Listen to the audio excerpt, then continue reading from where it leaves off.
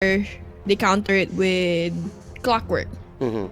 But this time, back in year, I think they kind of saw it coming since namili sila ng NP. And NP is just one of those heroes na magaling or it's good to lane versus the Clockwork. So even, like, kasi sa laning phase, di ba, hindi magano maging kalakas yung pressure ng Earthshaker kapag may Clockwork kasi he can easily get out of position, kayang-kaya siyang harasin any zone out ni Clockwork. But since you have NP, all of a sudden, Clockwork doesn't look like a really annoying hero anymore kung itatapat mo siya doon. Pero syempre, ang maganda naman kay Clockwork is yung scout pa rin yan, di ba? Pwede niyang i-scout si Earthshaker from the backside. So, pwede pa rin niyang i-disrupt yung mga Echo Slama or yung mga follow-up na magagaling from Black and Yellow. Hindi ko rin nakita kung kung sino yung sa sequence ng first pick, di ba? Kasi yung Rubik, ayan, kanina ko pa nababasa yan na ito, yung isa rin sa kahinaan ng isang, Earthshaker. Yes. Pero dapat. But that's why they pick si NP din. Like, NP just one of those heroes na annoying. Diba? Versus the Clockwork and Rubik. Dugas din ng shark, kumbaga, kumbaga, they're kind of reading each other. So, kung paano nila laruin itong game, lalaruin yung game. Tingnan natin. Saan naman yakapin itong una na to?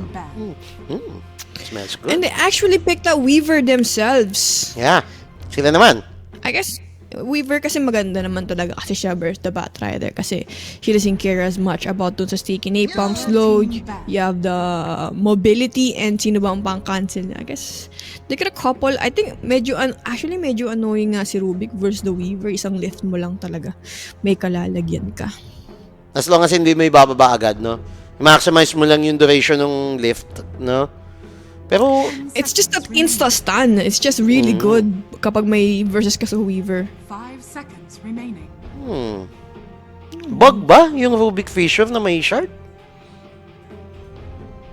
Di pa ba na-fix? Tingnan natin, ha? Di ko pa. Ako din eh. Hindi ko rin Tingnan natin.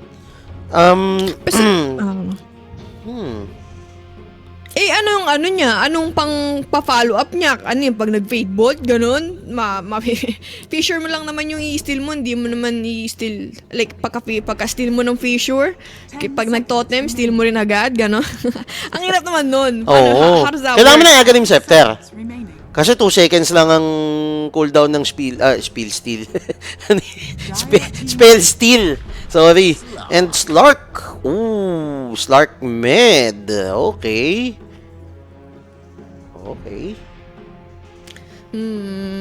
I guess medyo napansin ng Black and Yellow. Just in case it goes late, medyo magi-scale yung hero nila. Kasi kanina, di ba, napansin natin na na-miss nila yung timing nila, yung peak ng mga hero nila. And after nun, they just fell off heavily.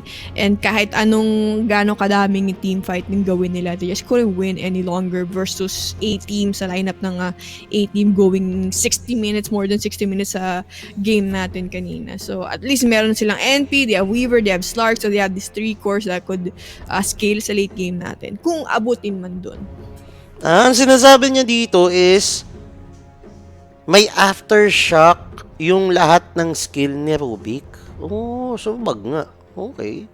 Well, we'll see. Daya naman nun. Diba? Naman nun. Kaya nga naman yung bug na yun.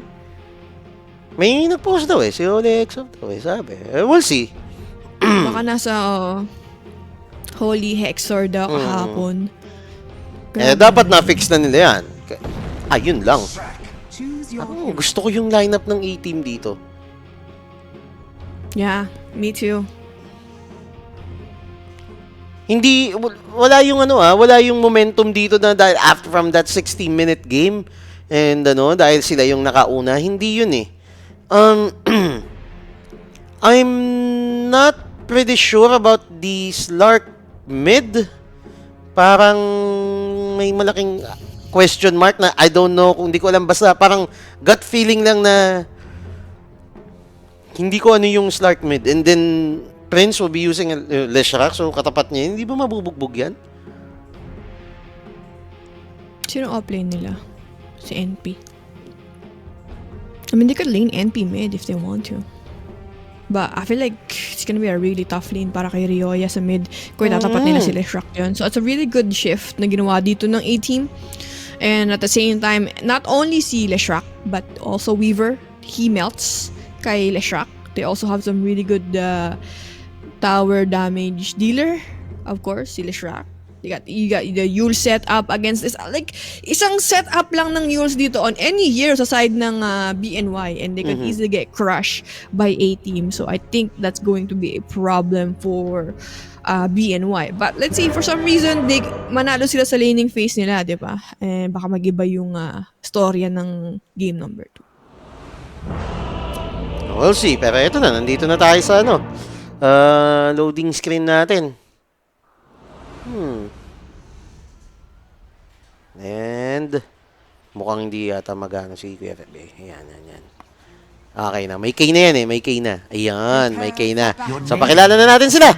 I'll start on the Radiant side. For Black and Yellow, Ryoya will be playing Slark, Flea sa kanyang Earthshaker, Jubei for his Witch Doctor, Yamson sa kanyang Weaver, and Zero for his Nature's Prophet. Alright, sa side naman ng A-team, you have Zabo playing the Rubik, si Rises naman on Troll Warlord, si The Bloody Sky on Leshrac, and si Prince Leshrac, Old Yoda, Clockwork. Ayun, so mamaya na ulit tayo mga titingin dyan sa chat or yung mga shoutouts nyo dyan, mga sir. And eto, gumaganda yung natin, yung series natin dito. Game 2 na po tayo dun sa mga kadarating lang. You're watching the official Filipino broadcast of the DPC 2021 Season 1, North America Upper Division, 30 seconds. A-Team and Black and Yellow. With A-Team leading the series 1-0. And Ishi and Pilaj at your service. Alright. Yeah, of course, kahit nasabihin mo na these teams, they don't have... Ay! Ganda ng splitter sa dalawa! Yung si Flea, naku, mukhang siya unang mabibiktima dito. And si Prince pa. Nung kapwa Pinoy. Noipi. Ang makukuha niya rin ay Noipi. So first blood. Oo, natipan pa nga. Kasi kanina si Flea sabi niya, ready to die, Zab. Ayun, si Zabo, nabigyan siya ng tip. Pero yun nga, our first blood is brought to you by pnxbet. Register and use our code luponwxc para makabit kayo sa ating mga games or sa, sports, esports, and sa online casino. Ayan. Don't forget our hashtag, mga sir, bet responsibly. Yun. Yun nga, like I'm saying, these two teams, kahit na sabihin mo na wala na silang pag-asa na makaangat sa major, sa first major natin, pero importante pa rin to. Kasi yung bottom 2 nito, mapupunta sa lower division. Ayaw mo naman mapunta dun, syempre, di ba? Gusto mo ma-maintain yung ranking mo sa upper division. Ang hirap kasi For parang the next nonsense, season. no? Kung next season, nasa lower division ka, aanhin mo pa yun, susunod na tournament, TI na. Di ba? Tama naman ako ng pagkakaintindi, di ba, Ishi? Kasi di ba, if you're playing for lower division ngayon, and then top 1 and top 2 ka, maybe you can get like consolation prizes? DPC points. Oo. Diba? Pero parang, ako, ganun kasi yung paningin ko. Sorry. Di malay mo yung season 2 ng lower division is may kakaibang mechanics na kapag na top 2 ka, pwede kang ma-relegate kung saan man. Pwede. Hindi natin alam, di ba?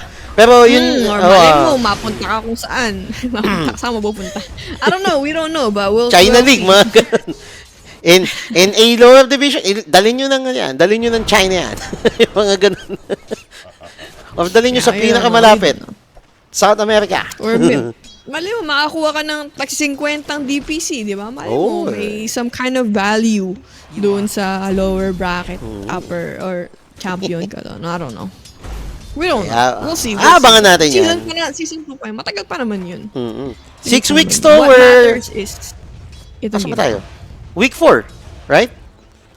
We're at week 4. And 6 weeks yung league natin or itong upper division, lower division. So, we still have 2 weeks and then after that, magkakaroon na tayo nung yun sa Singapore Majors. And then pahinga lang yung couple of weeks. Another 6 weeks na naman for the season 2. Then pahinga uli. Pagod. Diba? So, yun. Pagod para sa players. Oo. Kasi yung mga players, kita mo nga sila, di ba? Sinasabi nila na masyado daw taxing. It's really long yung league. 6 weeks na nasa booth camp ka and you're only playing one, maybe some weeks may 2 games ka, pero 1 game lang almost every time na i-expect mo every week, di ba? Ooh. Pero itong Slark ha, looking good kahit pa paano with the 12-5 or 13-5 against the 12-3 ni ano. Pero yung HP niya kasi medyo tumutulo eh. Nadadaan siya na Lash. As Lashrock gets his level, mas sasakit na yung lane para kay Slark. I don't think he's gonna be able to lane later on dito sa game natin. Maybe kukunin niya lang yung level 6 niya and then we might see some other rotations dito sa mid lane. Pero yun nga, mahirap dito. Oh. Nako po, paralyzing cast pulls the Maledict. There's the Lightning Storm and Prince in trouble. He's down for the count. So si Jubei ang makakunon pero Ryoya in trouble. Ang ganda nung two-man cog. Let's see. And patay si Ryoya. And Flea. Stop dance siya dyan. Kay Old Yoda. Ano yung tinipe ni Kuya Feb? Sorry, hindi ko nakita. Hindi napakilala naman. Okay lang yun. Napakilala. Okay. Pasok. Yun. Yeah. Saka, Gucci na yun. Hindi na nila alam yun. Old Yoda, again. Parang kakagamit lang nung battery assault ha. Zero pa yung mahuhuli dito. And Old Yoda will secure a kill dito sa top lane. Of course, taking advantage of the Shaker rotation, 4-minute mark. You gotta kill that off lane. Echo! Hindi pala, wala pa. Level 2 lang pala. Sorry. Bugso ng damdamin. Bugso ng damdamin. Ayan. Feeling good. Tingnan natin si Bloody 9 dito. Bloody 9, 13-0 compared sa 27-1. Weaver, of course, it's just one of those matchup na wala talaga magagawa si Bat dun eh. Yeah. Pero I've seen this matchup before. I've seen na kinakaya ng Bat Rider yung matchup na to. Kasi even though na may Sukuchi, kapag natapos na yung Sukuchi na yun, kayang habulin ni Bat Rider niya. As long as na marami pa siyang buhay, pero Clockwork! Annoying! Dito si si Flea. Mali lang ng tama nung rocket flare. yeah, that's a really good sprout though na out si our Shaker dun sa Cogs. Ito, this is what I'm talking about. After ng Sukuchi, diba? Diba? Pwede kaya. Papatungan niya lang eh. And 5 stacks of sticky napalm din yun, Makate. Pero BO3 siguro, saka laso. Ayun, antayin mo lang. Basta maantay mo yung na yun, yung Sukuchi na yun, and then you're kinda on top of Weaver still. Ma-predict mo kung saan siya pupunta. Kaya mong i-turn yun. Maybe they're gonna need a follow-up Fissure, Shaker, or some Witch Doctor action. Ay, hindi sa kabila pala yun. Maybe sila Shrek or si Rubik Lift. nasanay lang po. Nasanay lang. Ang haba nung game natin kanina eh. Pero Flea? May the haste rune? Meron nata siya? Saan siya pupunta? Baba. Dito mukhang gagawa sila ng gulo. Might catch the Bat Rider. Naku po, 3 heroes yan. Let's see. Naku, napapaligiran. Firefly! Sumuko ka na, napapaligiran na kita. Hindi tumama yung pounce, pero... Oh no, but that was actually a bad fissure. Yun lang. Nakatakas pa. Are fortified. Yeah, and that rotation is really hurting BNY kasi kita mo, all of a sudden, you got Prince, you got Leshrac pressuring yung tier 1 tower mo sa mid. And kung titignan mo yung heroes ng BNY, they don't have a parang D-push or pang-clear ng wave kapag may nagpo-push.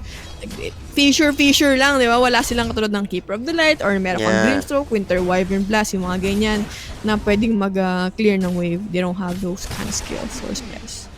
Shadow Shaman. Yan, mga ganun, no? Let's see. Naku, hindi maganda yung mukhang may hangover sila dun sa Chant. And Flea. Naku po, ang sakit. Pero ang ganda ng paralyzing cast dito. Hindi nakagalaw yung mga tropa from A-Team. And Rises. One more with that range troll warlord. So mapapatay nila si Flea, same as Zero. So 5-1 ang ating score at the 7-minute mark.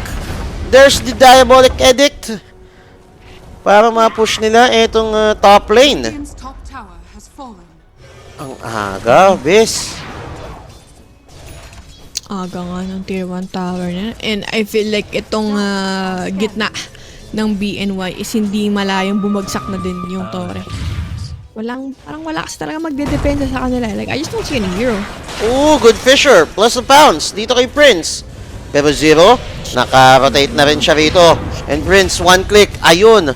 Patay yung Leshrac dito. Zabo. Dadama yung Rubik na position 4. Good kill coming in from the side of 18. Structures are 8 minutes na wala pang ultimate si NP. Hindi ba naglagay o wala talaga? Wala ata talaga, no? Wala pa. Kali-level 6 lang din yung off-lane niya, no? Wala na, behind yun, namatay siya sa taas. Wala na siyang lane, eh. top tower is under attack. I think it's just BNY trying to make something happen sa mapa nila. Kasi, as you can see, they're having trouble sa laning phase nila. And they cannot afford anymore na magbigay ng torre for 18. Kasi all of a sudden, 18's map is going to get bigger. Mas mahihirapan silang patayin si Troll or hanapin si Troll sa jungle kapag nakuha pa tong tier 1 tower ng Radiant side. Nako. Ayun, kala-level 6 lang niya. Finally. Tagal, no? 9 minutes, pero good catch coming in from Old Yoda. Yes, Battery Assault, tingnan natin. Plus the Voodoo Restoration, nandiyan na rin si Yamsun. Sabo with the Fade Bolt. And the Old Yoda, yun lang. Naka-responde. I already saw it happening. Nakita ko nang di niya mapapatay yung Witch Doctor na Witch yun. Doctor. Dire's top tower Guarded. is under attack. Up. Yamsun. Huli. Uy, muntik ka na. Ako nag-timelapse na. And naku, nandun din pala si Bloody Sky, pero hindi nila mahuhuli. Wala pa rin atang ulti yun eh. Pero napatay nila yung NP. Huli. Oo. Ala eh. Labanan ng Boundaries, yun lang. Nakabang yung laso. Walang timelapse to. Wala rin silang May stick. Dust. He should be fine. Yeah, Let's see. pero si Troll is gonna be farming a lot. It's gonna be... Saka maganda tong itemization niya. I like the BKB, the Battle Fury. Itemization for him is good. Pang clear ng wave, it also handles with the split push. Mas mabilis kang mag-clear ng creep wave. Radiant structures Kaya ba nila gitna? Parang... Radiant Teka lang Hindi. Naku po, Old Yoda. May maledict yan. Lalaban na lang siya. Alam niya na kapalaran niya eh. Cogs, magagamit. Same as the Nature's Rat. So, that's a good kill. Coming in for the side of black and yellow. I love what Lightning Storm. BNY did. So, napansin mo, di ba, napatay ni Leshrac. So, nag-TP siya sa taas. He TP'd top, he killed si NP. So, yes, that is a good kill. At the same time, he defended the tower. But, syempre, yung mga ganong klaseng rotation, he committed a teleportation sa top lane. So, he had to walk back in base. And then, para mag-regen. So, yung push na ginawa ng BNY na yun, itong Leshrac, he's nowhere near ready para depensahan yung tier 1 tower nila sa mid. And that one kill actually resulted a bad decision making for 18. Pero, See? Tatlo yan. Nakita nila si Ryoya. Fisher, ang ganda. Stopping the heroes of kasi 18. tinan mo wala si Leshrac, he wasn't able to defend yung mid kasi since nakapatay siya, wala siyang mana, umuwi siya sa base, whereas si NP, pagkabuhay niya, he pressured top lane, they pressured mid lane. So, like, sobrang importante ng Leshrac dito on this game in terms of like defending and providing that damage for 18. So, kailangan mag-ingat ni Prince on the next team fight kasi though na nang yung move sa taas, it seems good but it cost them 2 towers just because hindi siya ready doon sa next wave ng ginawa ng BNY. Naku po. Pero ito, galaw sila ng galaw dito. Smoke play naman sila rito. 2-man smoke play coming for the side of A-team. They want this Nature's Prophet. Tignan natin. Good hook shot. Coming in from Old Yoda. So Prince makakasecure ng kill.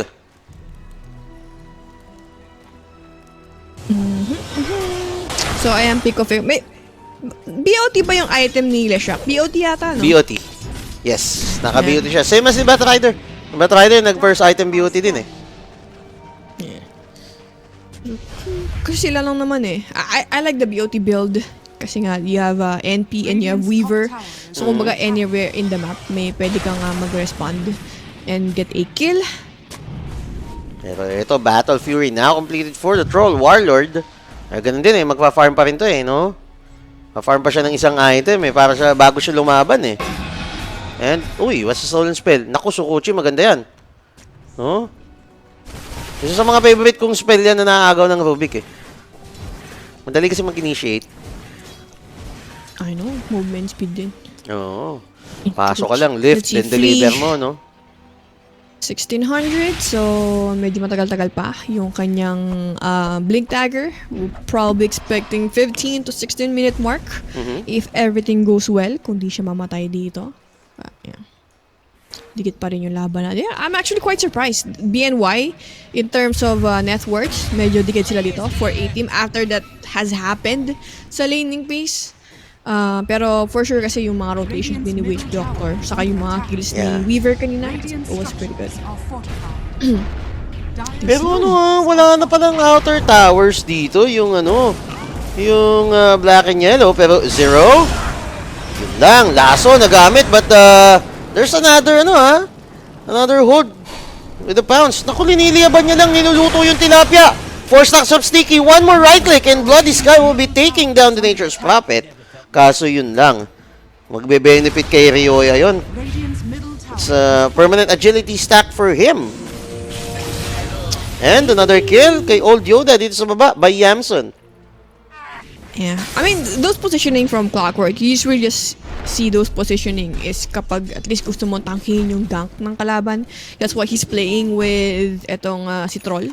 Ayan, dito sa bottom lane. So, yeah, it's okay. Namatay si Clockwork doon. Pero ang pinaka-importante nangyari sa whole team fight na yun is namatay si NP. At the same time, they got a tier 1 tower mid, which is pretty good for 18. Pero ito, Flea in trouble.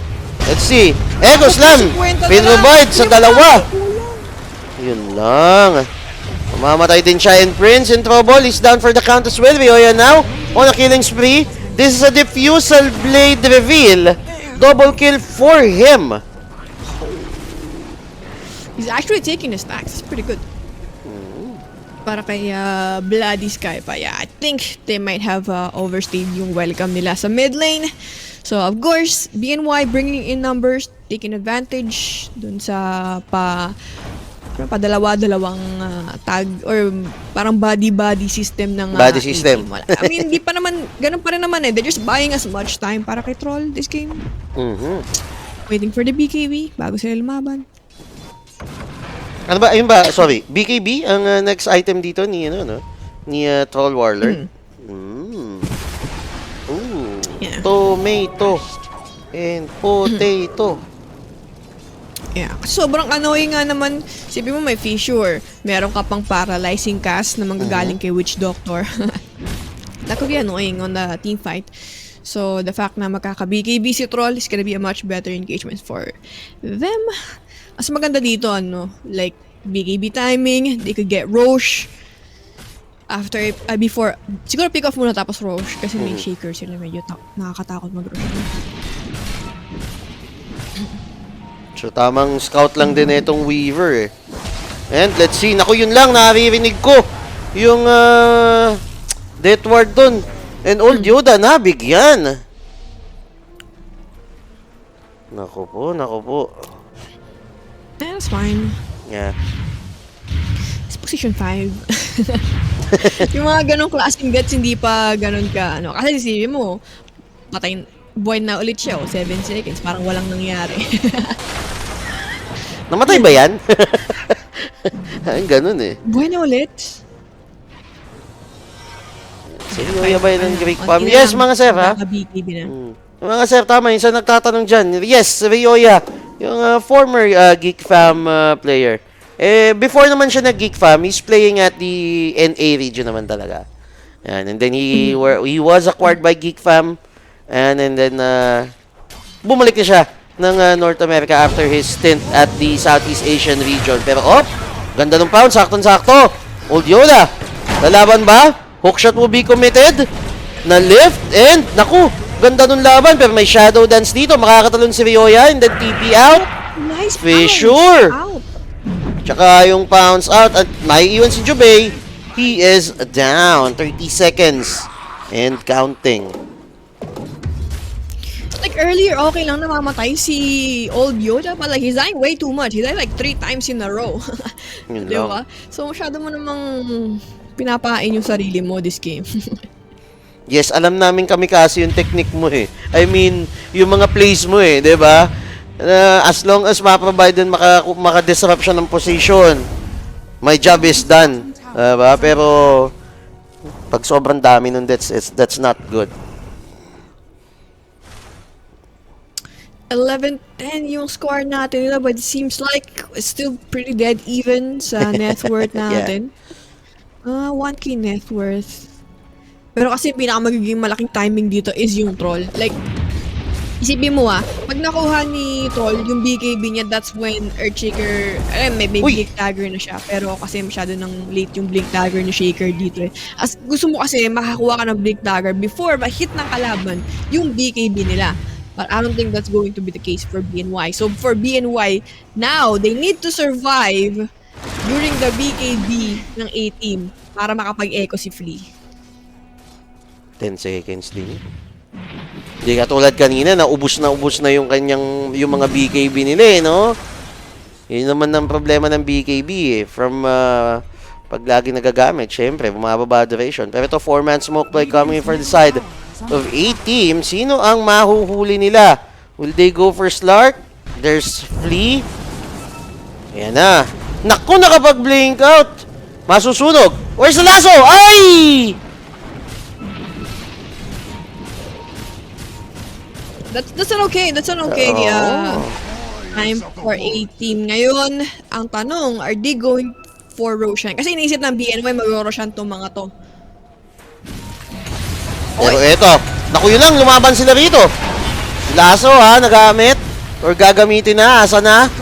Pero Bloody Sky, siya nakatutok sa kanya pero makapag-pop yung ng ulti. Etong si Troll Warlord. Pero Ryoya, now on a mega kill streak. Nagamit rin yung Death Ward doon. Dito naman sa kabilang side, Ryoya in trouble. Tignan natin, ayun, ang sakit ng Diabolic Edict. Pero Batrider will fall and rises. Sige, right click, kaya mo yan. And Team Y, pang inaabot dito ng Black and Yellow. Pag ganun-ganun lang, kalat-kalat na team fight yun. Anyari? Yeah, the placement of wards for A-team was just golden on that team fight. Nakita mo yung dire ward dun sa may triangle? Ayan, One ward saw Earthshaker. So pagkatapos makita ni Clockworks, Earthshaker, he got Sining, zoned out. There was no other follow-up para side ng BNY on that engagement. I think it would have been an okay fight kung hindi naman tayo si Flea dun eh. Saka at the same time, may BKB na rin pala si Yamson. So kung mapapansin mo, prepared din sila sa team fight na yun. They also want to fight A-team sa scenario na yun. It's just this Clockwork scouting with rockets. Talagang nahihirapan position yung BNY. And right after na sinabi mo, yeah, where yung spot na where the ESTP'd out, and then after nung team fight, ang daming ping na X doon sa spot na yon, yung ward na sinasabi mo kanina. So nagping agad sila doon habang busy yung habang busy yung A-team. Pero wait lang. Refusal, nako. Hindi ata tatagal si Prince dito. Tingnan natin. There's a splitter. And Ryoya na lift. Fade bolt. Nako, Ryoya in trouble. Buhay pa pala. Hookshot will miss. And patay si Jubei dito. Naku, mabilis yan Leshrak. And Yamson makakatakbo. They're still chasing down Ryoya. Saan kaya makikita? Ayun, lumabas. And Old Yoda na lure out. Tingnan natin. Good fissure. Oh no! Ang ganda na stock si Riseton. Pero Nopi! I still have my ultimate. Troll Warlord. Grabe. Hindi nila napigilan. Hindi nila susustain pa. Nakukita na naman yung Weaver. Naku po. Bullwhip. Tayo natin. Na-control pa nga ng A-team yung tempo ng game. Yeah. Like, imagine if someone had used inside the BNY. Yun kasi magandang pang-kite kay Troll eh. Yeah. Yung Yules pag And speaking of Yules, pero si Rioya, yun, tinamaan. There's the lasso. Numbers down siya rito and Rioya will fall. And susunod na nila dito si Jubei and si Zero. Good hook shot. Kag din, natulak sila. Buhay pa ba si Yoda? Joke lang yon. And Zero will fall as well. Dito naman sa kabilang side, Weaver. Good block. And then Echo Slam sa dalawa.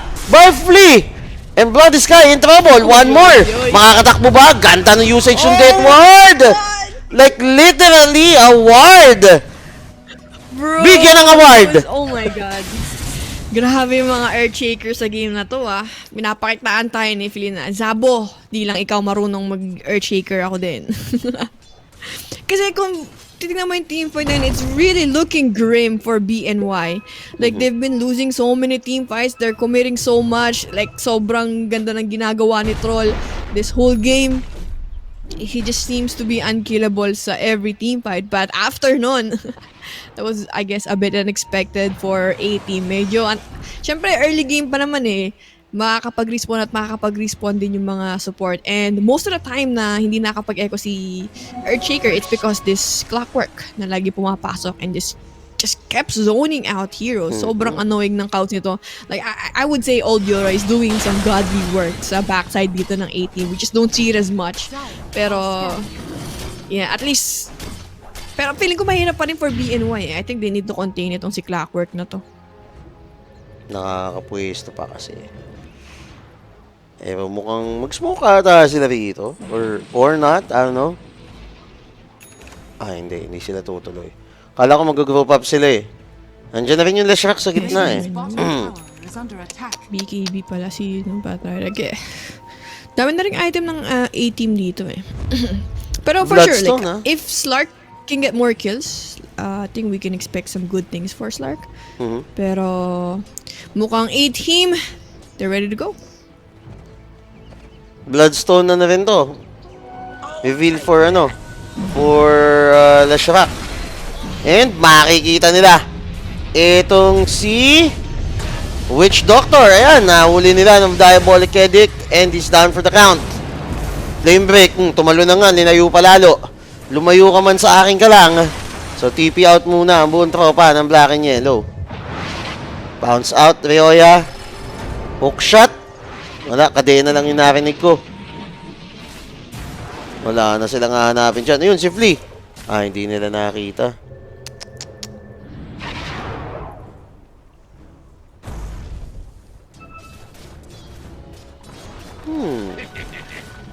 Wait lang.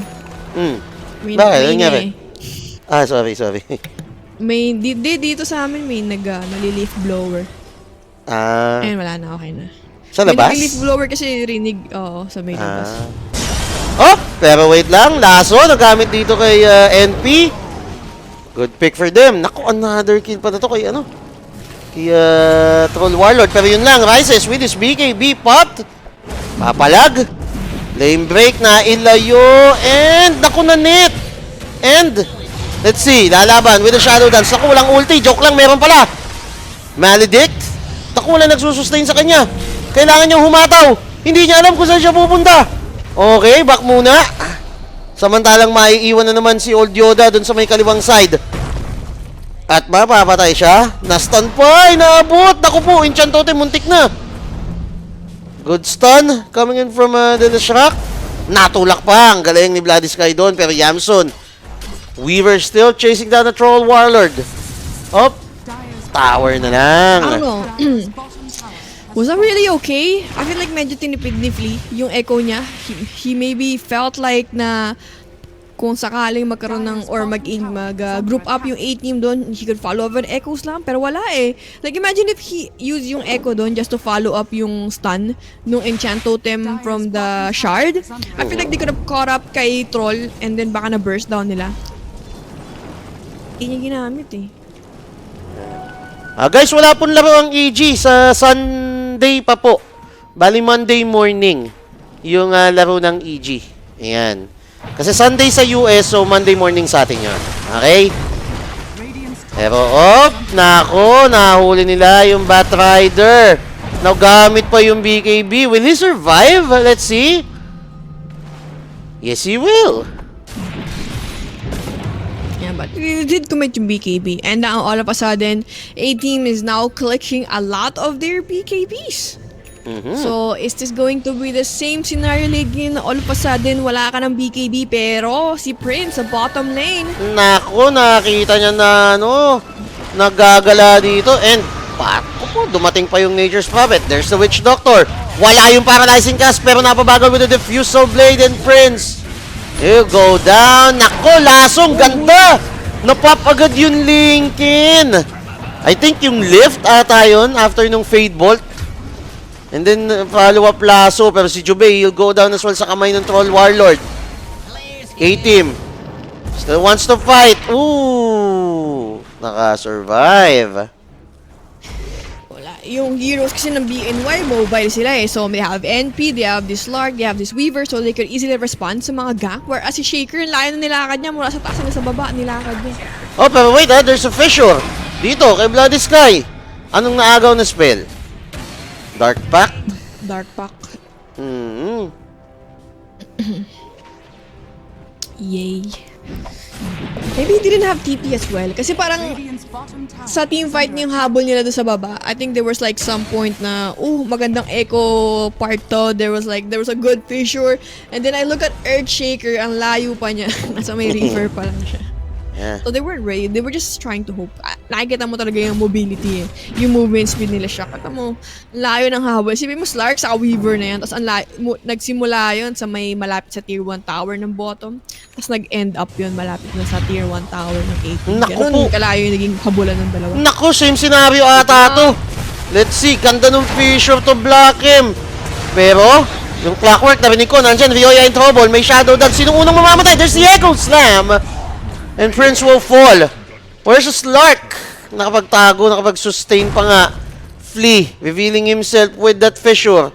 Pero was able to blink out to safety and is so good. Yeah, finally committed yung Echo. That time kasi they needed a skill or something just to finish off sila Shrek since dumadami na yung numbers ng A-Team. And kung mapapansin mo, I feel like BNY is not ready yet to engage with 5v5. That's why ito yung mga kinukuha nilang fight. They're just taking these small skirmishes until Weaver gets to that point that's going to hit hard. Parang yung game 1 natin kanina. So I like what they are doing. At the same time, nagpa-participate din si Slark sa mga kills na yon. So of course, when he's there sa mga kills or pickups, nagkakaroon din siya ng charges dun sa kanyang permanent agility stack. Pero ito, lasso will be used kay Flea. Let's see. Walang kalaban-laban sa tropang Noipi. So, Flea will fall sa kamay ni Zabo. Lashrock mag-up na yan in a couple of seconds. Kailangan siya dito para makapush. Like, A-Team needs to get a good pick-off para makapag-Roshan sila dito. Kasi they just don't feel good taking Roshan without securing a good part of the map. Pero napatay nila si Shaker eh. Siguro they're thinking na baka mag-buyback or baka may buyback. Pwede sila mag-Roshan dito eh. Wala nga, pumasok na. is under attack. Nandun na sila sa Nag-deward Roche lang pit. muna siguro. Oo. Deward. I like this, like yung mga, kilala mo talaga yung mga Slark player, nagbabaon talaga din sila ng sentry ward. So just in case na makita sila na, oy, ward dito, they have a sentry ward. Kasi sila na magde-ward. Kasi mararamdaman ng Slark yan eh, di ba? Na merong wards doon. Dahil sa kanyang Minsan nga yung shadow mga carry ko, dance.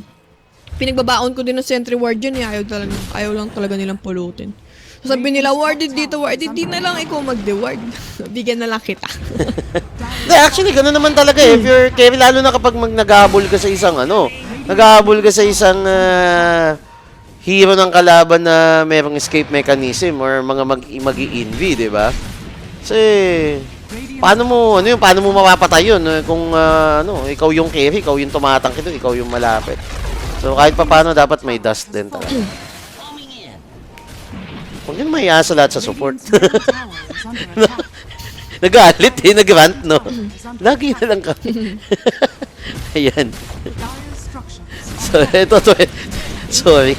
Para ako nagsumbong nun, 24-21 ang ating score na 5k gold lead for the side of A team. Are fortified. So, magti-TP out sila dito sa Tier 2 tower. They'll be finding the Weaver. Same as Rioya, TPing in. Naku po. Napap yung laso dito. There's the stun and the lightning storm. So, Rioya will fall. He didn't use his ultimate. Kaya nga eh. Ultimate niyan, wala naman. Sila shock lang siguro yung Earth Split. Maybe that can cancel.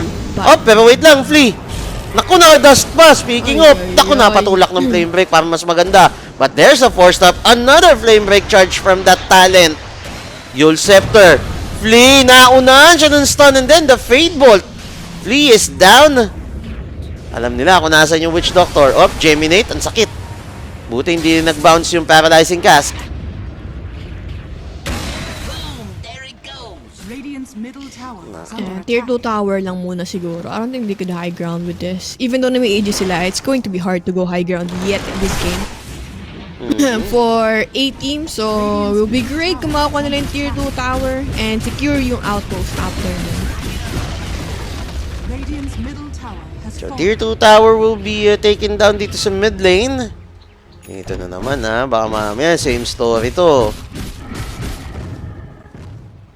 Sobrang annoying ng BNY dito. Hindi sila maka-dire-diretso yung 18 because they've been splitting the map really nicely for etong BNY. Like yung Weaver, yung Slark, even si NP, of course, alam natin si NP. But at the same time din kasi since meron kang Slark, di ba? So nakikita mo yung mga wards ng kalaban, kung mapapansin mo. Yung wards sa Dire, yung pa yung kanina, yung nag-roshan sila. But saka yung isa dyan sa gitna, bago lang yung mga wards yan. Kaya na wala talagang vision yung BNY. So, you can't really be too aggressive dito sa game na to. Hop! Manalalaso! Kay Rioya, naku, na-stun na naman! Hindi na naman nakapag-ulti! O, wala bang ulti? Meron eh! Hindi na siguro siya nakareact. Oo. Dire's bottom Oh, tower no! is under attack. Ba siya dun? Hindi nga rin siya nahit. Now, high ground and your Slark is dead again for 50 seconds. Ay, ay, ay. Naku, tatambulin ni Rises to. There's a Maledict. Bam, bam, pak, pak, pak. Hindi pa umabot yung Fissure, oh. Is under attack. Hindi nag-bounce sa kanya. Walang nag-bounce sa, Di ba? sa troll dun, sa paralyzing cast. Malas mo nga dun. Radiant's middle barracks are under attack. There's RNG for... That's RNG for you. Pero ito, set of racks. Oh, teka lang, medyo masakit na yan. Napakomit pa ng death ward itong Witch Doctor. Pero again, the Nature's Prophet. Annoying A-team with that split push. Ay, ay, ay. What is happening to BNY? Nihilism. Ayan. Ano na naman yan? Oh, pero wait lang, there's a hook shot. Naku, nawasak na naman yung positioning niya rito. Buti ka mo, may 4-stop. There's a Sprout and a Fissure.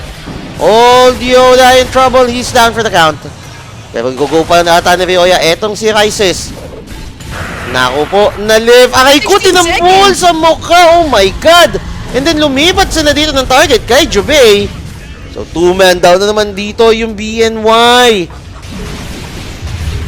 Lightning Storm. Wala nang ages though. Expire na. Oh, and bye Bakubi committed by Jubei. Bukas na. 29-22. Nako, yun lang. Radiant's top tower. Ay, ala eh. I mean, they have BKB. There's no way Flea can follow up after nun.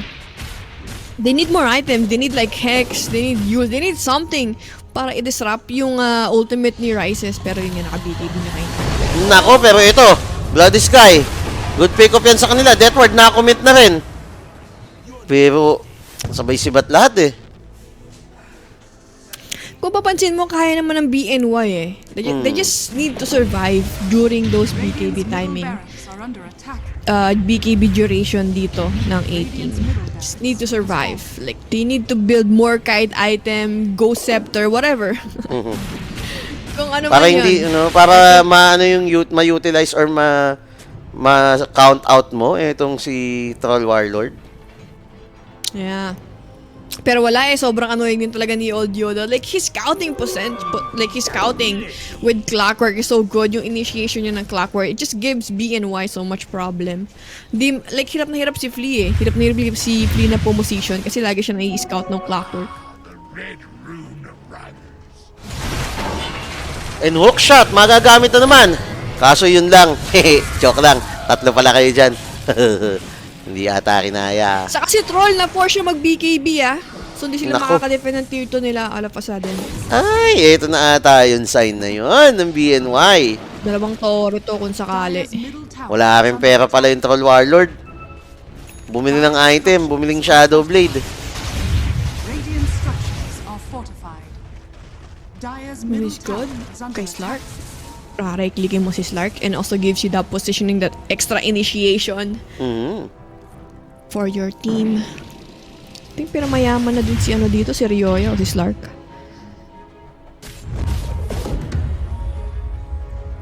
Trickster Cloak. So that's their tier 4 item. Ito na naman tayo. Leveler para kay Slark. Ay, huli! Laso! Ginamit. And nandito na rin si Rises at the same time si Prince. What's the stolen spell? Maledict, makakatulong din sa teamfight. Oo.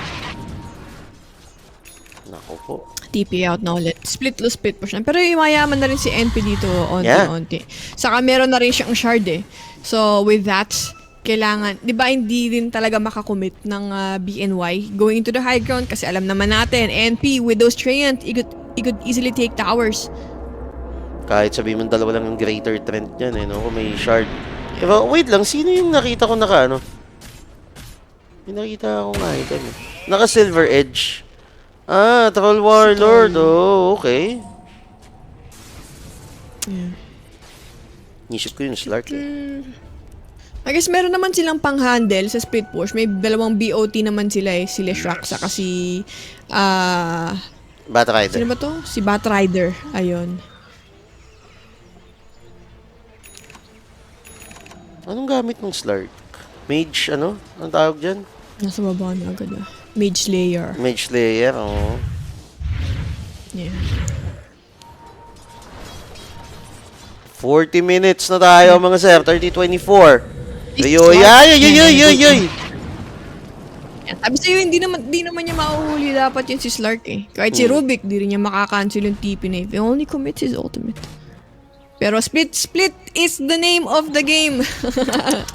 Split push is the name of the game. Para dito sa BNY. Sakit na rin humataw Skip niya. buying time. Gem? May abisa Nag-invest na sila. Nag-invest na sila sa gem. Nahihirapan sila eh. Pero yun nga lang, makikita na naman si Rio. Ang ganda! Nung Fisher sa dalawa. Hop, natalo na with the Abyssal Blade. Delikado rito. Yung Witch Doctor is down for the count.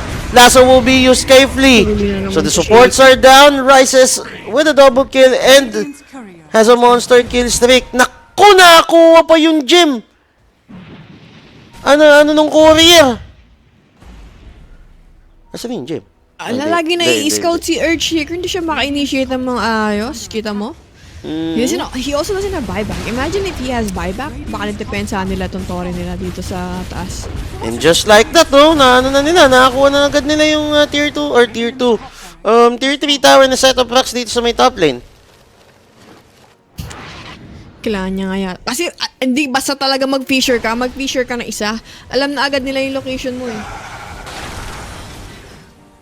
Marami kasi silang pang scout, may Bat Rider, also si Good Scout, si Clockwork, yung Rocket. It's very annoying. Yung tatambulin lang. So, second ages of the game. And, bakit dalawa yung keso? Pangatlo na pala yun. Sorry. Pangatlo na palang Roshan yun. Oo nga, no? Abyssal Blade kay Ryoya. Naku, wala na namang galawan, bis. And then there's a Shadow Dance. Ganda ng timing ng hookshot flame break. And, grabe, Rises now on a godlike Grabe streak. yung hook old Yoda. Holy guacamole. Earlier, it was Zabo on the side of A-Team making these huge plays. This time, it's old Yoda. Grabe yung clockwork niya. Like, hindi makapaglaro si Flea. And then, that hook right there also, game-winning. Uy, kinancel ba yung teleportation? Nandun pa rin yung NP, may split push, and etong si Prince abusing his BKB. Naku po, ito na lang yung natitira. Another good hook shot, then there's the cog, 4-stop out, old Yoda. Yun lang. And buyback will be committed dito kay Nature's Prophet. So napatay si Nature's Prophet.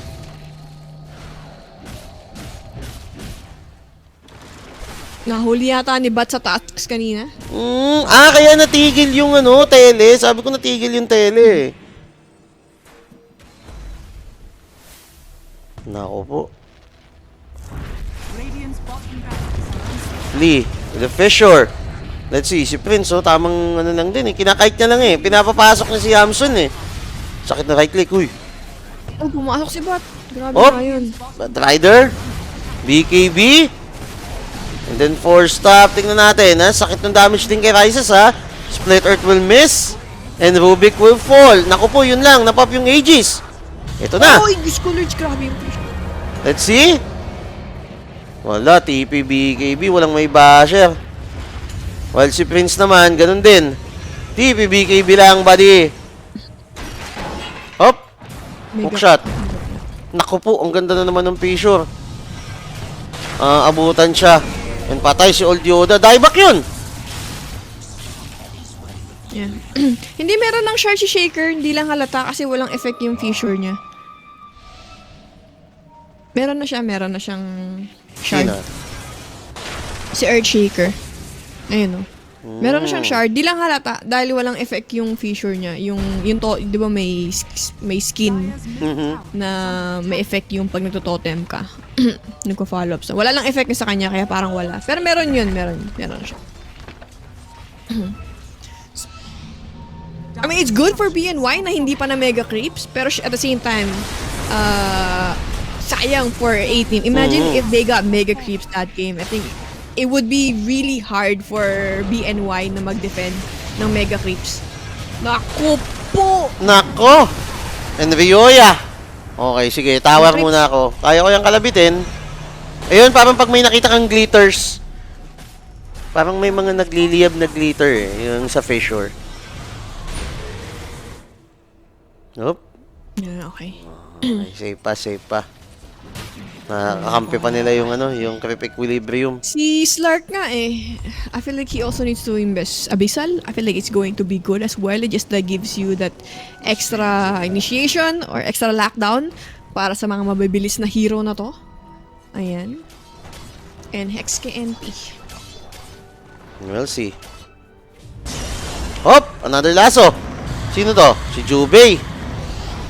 Makapatay kaya nila. Glimmer, Flame Break, Death Ward binigay. Or rather yung Maledict.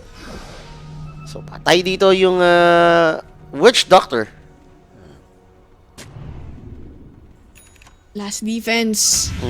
Ay, hindi pa. Nag-split push pa. Roshan? Wait, next Roshan?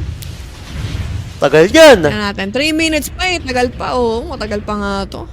Nag-buyback wala palang buyback yung NP sa Clacker. That's fine. Pero kung sakali mauhuli nila yung NP, napakalaking bagay yun for A-Team. Kasi yun nga, wala nang buyback. Saka, alam naman natin yung split push effect. Kaya kita man nag-split push ngayon si Weaver instead na si NP. Kasi walang buyback si Weaver. Naku, wala nang backdoor protection ha. And BKB magagamit dito ni Bloody Sky. Kasi nawapanish siya. And then, there you go. Mega Creeps. Tumunog na nga po. Hookshot. Para nang makalayo. Sabay TP out. That's Naku, good. yun lang. Oo. Ako mahirap to for BNY kasi yung heroes nila, they're not great in terms of dealing mega creeps. Tinan mo. Labanan ng big trends ni NP versus sa Mega Clips ng A-Team. Aray ko. Sakit. Yan, tamang chupoy-chupoy lang. Yan. Chepi-chepi Ito yung lang. naging problema ng ito yung hindi nagawa ng BNY nung game 1. Hindi nila na Mega Creeps. Whereas A-Team easily got Mega Creeps. And now, of course, chill na lang sila dito. Maybe they're going to wait for the next Roshan, waiting for their next item, and then pwede na nila tapusin yung game. Ganyan daw dapat yung ending ng game 1. Wala eh. Humaba eh. Maganda naman yung napanood nating game kanina. Diba? Sobrang ganda. Pero ito, Sex.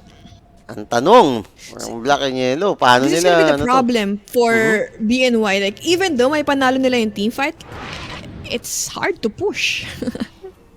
Lahat, like, tatlong lanes yung pumapasok na creeps and you're just not as fast clearing those waves. Lalo na Witch Doctor, Shaker pa yan. And then Weaver, Slark, those are like single target heroes. Dude. Wala namang, like, may BKB or kung ano, BKB, Battle Fury dyan na mabilis pang clear ng wave, diba? Let's say, sa typical carry. That's why it's going to take them a while para mag-push. Even if they could win a team fight.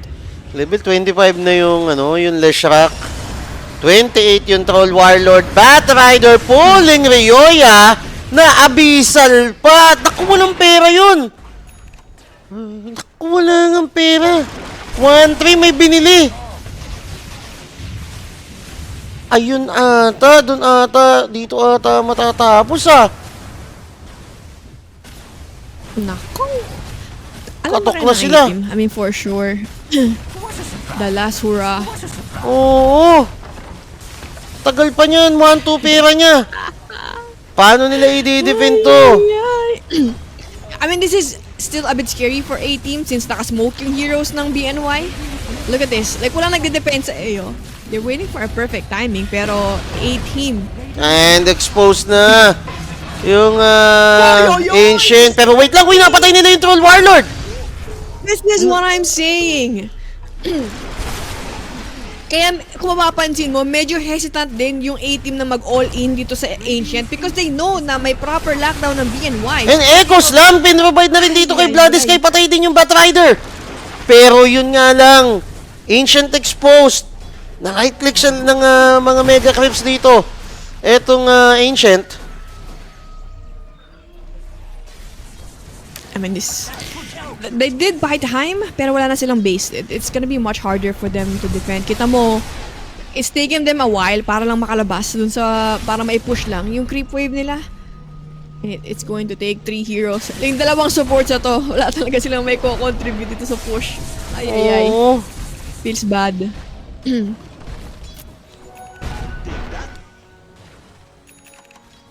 Sign of life pa yan for the sign of black and yellow. Pero yung mga tropa natin na bumit dyan sa A-Team, sigurado nagbubunyi na. Yeah. Kasi gusto mo rin naman i-take yung fight na yun for A-Team. You wanna take those fight kasi si Slark, kung mapapansin mo, he's dead, diba? So gusto mong rumay-click. Kasi they didn't, I think, hindi nila alam yung Hex na nanggaling kay NP. I don't think they expected that. There was a Hex reveal for BNY. So, kaya yun. Nabigyan si Troll. RS now up, by the way. Or the fourth version of the game na to, no? Ayan na nga.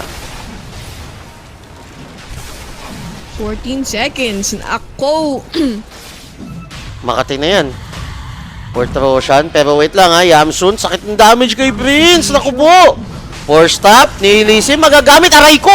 Yung splitter. Ang sakit nun, buddy. So Jubei will fall. No buyback for the Witch Doctor. Old Yoda, napapunish siya and he's down for the count. Buyback will be committed by Rubik and the Clockwork. Lasso, binigay na rin kay Zero and nako, Nature's Prophet will fall. No buyback for him as well. Radiant's Ancient is under attack. Nahihirapan, no? Flea tried to go in, but he didn't have Echo Slam. Oh? Unfortunately, ka-up lang nung Echo Slam niya ngayon. Kaya na wala siyang wala siyang ultimate. But looks like we do have a lag. Ang lag daw, sabi ni Old Yoda. Sino ba nag-pause? Nagtatrash talk pa ata eh. Grabe nga yun. Ay. What is happening? Yun lang, no? Ang ganda kasi nung scout nila eh. They have all the spells they need. Meron silang Shiva. They also have yung Clockwork Scout. And Batrider is gonna be up like in 10 seconds. Sas meron pang, meron ding outpost doon. So he could easily TP doon back sa team fight. It's hard for BNY. Kasi let's say, even if they took the Roshan really fast, like look at their base. Kinakain na yung base nila ng creeps. And it's really hard to take those fights kapag hati yung attention mo. It's like nakikipaglaban ka and then you're looking at your base. Like, do I TP out, di ba? Or lalabanan ko ba to ng bonggang-bongga? It's a really annoying scenario para sa BNY dito. Ayan. Sorry, ready. Yung Ruby ka nagpo, si Sabo.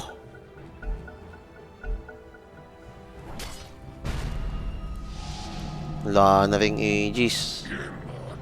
Sinong may hawak niyan? Malamang sa malamang, si Troll Warlord. Ba't na ba si Ryoya? Radiant's ancient is Naku po, ang hirap nito, bes. Nakatalo ng pa ni Bloody Sky. Gumamit na rin ng he ano. messed up. And Ryoya, naku, nahatak pa at the same time. Sige, right click sa Ancient. Ganun lang kasimple yun. Good night, Irene! 18-2-0! Oh my goodness. I didn't expect this to happen. Of course, the favored team to win this game is yung BNY. Just because the structure of their player. I think that game 1 cost them so much. Nawala yung momentum nila. And game 2, they completely read yung black and yellow. From picking Earthshaker, we got Clockwork, we got Batrider, we also have Rubik. Like, all of a sudden, this Earthshaker doesn't have a game. And then, ayun nga, nag-commit din sila ng Weaver dito dahil nakita nila yung Batrider at the same time, which I don't think is bad. But I think ang pinaka nahirapan sila is dun sa Slark. Kasi they probably expected Slark na makakatapat niya is si Batrider, which didn't happen. Pero yeah, A-team, they brought their A game this game and their A drafting.